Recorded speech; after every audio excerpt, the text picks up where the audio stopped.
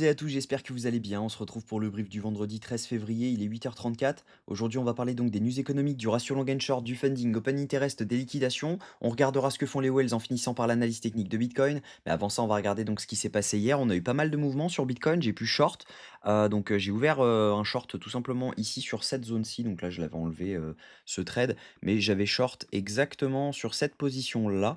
Donc on était là-dessus. Par contre, j'ai TP un petit peu tôt. Mais bon, c'est pas très très grave. J'ai TP là-dedans, donc on était sur 2,87 de RR. Si jamais j'avais hold ce trade, ça aurait fait un trade de 14 R, donc vraiment intéressant. Mais en tout cas, voilà, le but c'était vraiment de faire un petit trade, un petit scalp pour prendre la liquidité. C'était pas du tout certain qu'on aille vraiment chercher cette zone maintenant. On aurait pu très bien continuer dans notre range et repartir simplement mèche au-dessus des 68 859. Donc j'ai préféré TP ce trade qui est plutôt satisfaisant, clairement. Actuellement, on est toujours baissier, hein, si on regarde en M15, on est haussier bien sûr. Mais actuellement, on est toujours baissier.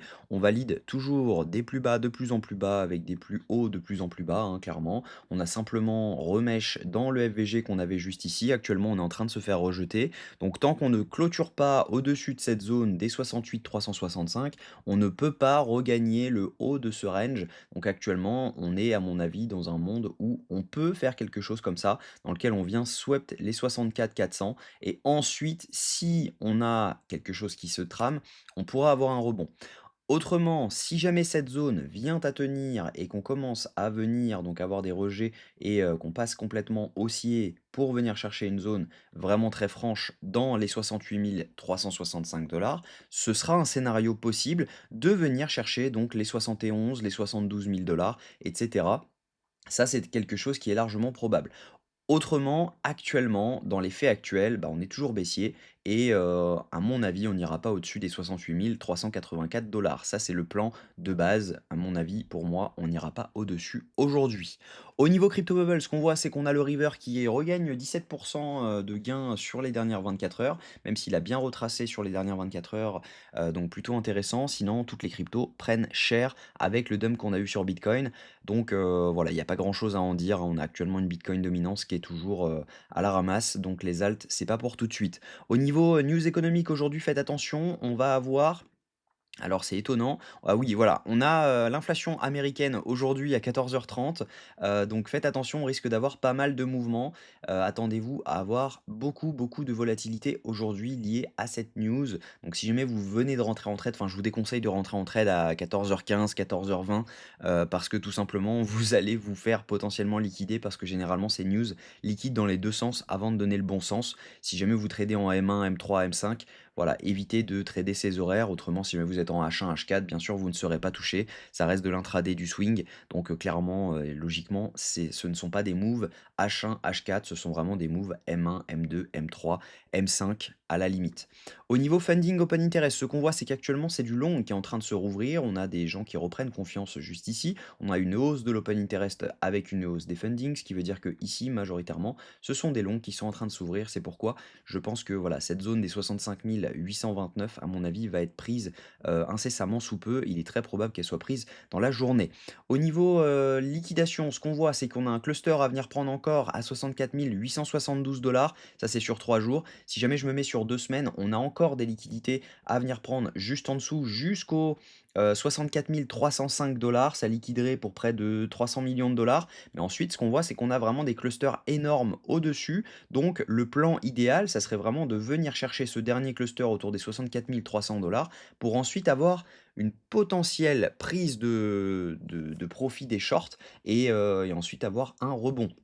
Au niveau de ce que font les whales, alors je n'ai pas chargé la chart, on va la charger ensemble, ça me prend une seconde. Hop, j'ai juste besoin de faire ça. Je ne l'ai pas chargé, donc ça vous prouve que je ne regarde pas et que je vous fais vraiment tout en direct. Alors, la chart, elle est là. On a donc les micro whales, il faut les zoomer juste ici.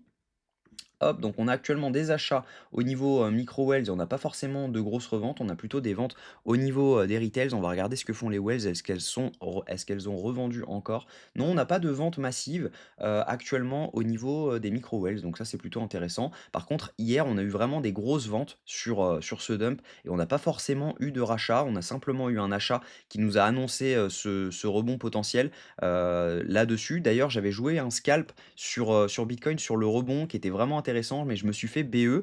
Vous allez comprendre pourquoi, et là où a été mon erreur. Donc on avait tout simplement fil, le FVGH1 dont je vous avais parlé hier, donc c'était une certitude de venir le chercher et en fait, lorsqu'on est revenu ici, moi j'ai ouvert un long, donc hop, juste ici et en fait, je me suis fait BE ensuite, donc j'avais mon stop en dessous et lorsqu'on est venu ici, je me suis dit: «Bon, bah, c'est bon, ça peut être parti. Si j'ai mon eurodump, c'est que ça pue» et tout simplement, bah, je me suis fait BE sur ce retour et je visais la liquidité qu'on avait juste au-dessus ici, donc on est venu la chercher ensuite, hein, mais voilà, je me serais fait BE 2 fois, donc j'ai pas retenté le coup ensuite, donc voilà, il y avait ce trade à tenter en tout cas, il serait passé, mais voilà, en tout cas, je ne l'ai pas pris du coup, j'étais en BE.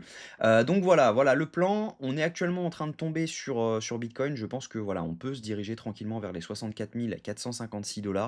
Si jamais je dézoome un petit peu, que je me mets en H1, vous voyez, on comprend un petit peu pourquoi. On a tout simplement une prise de liquidité à faire juste sous cette mèche. Ce FVG avait déjà été fill, donc clairement, on n'a pas vraiment grand intérêt, mais ça nous emmènerait, à mon avis, c'est un OBH4 qu'on a dans cette zone. Non, c'est pas un OBH4, c'est un OBH1 toujours, donc il n'apparaît pas en H4.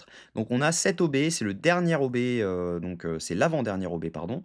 Hop, donc on a 7 OB à venir chercher, mais on a également celui-ci. Hop, et donc venir chercher le bas de cet OB nous emmènerait dans une prise de liquidité, donc pourquoi pas, s'étendre vers le dernier OB et derrière avoir un rebond.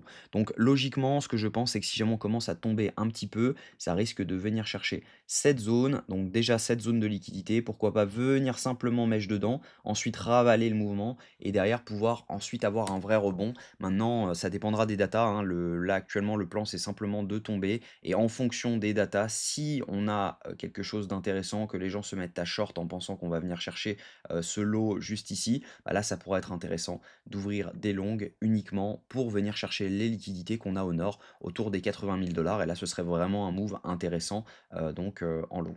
Donc voilà le plan. Le plan, c'est de tomber actuellement pour pouvoir viser les 64 400 $. Par contre, le plan sera invalidé si jamais on vient chercher les 68 439 $. Donc moi, je vais prioriser du short aujourd'hui en scalp et je vous tiendrai informé directement sur, le Discord. Donc n'hésitez pas à le rejoindre. Également, il y a le giveaway, réponse demain, matin, dans la vidéo. Donc le tirage sera fait avec ChatGPT parce que j'ai pas trouvé d'autre option, pour pouvoir le faire. Donc je vais lui envoyer le tableau Excel et il fera directement le tirage de 2 personnes, parmi ce tableau Excel. Donc voilà comment le tirage sera fait. Voilà, j'espère que cette vidéo vous a plu. Si c'est le cas, je vous invite à vous abonner, à liker et à commenter ce que vous en pensez. On se retrouve demain à la même heure. Prenez soin de vous. Bonne journée.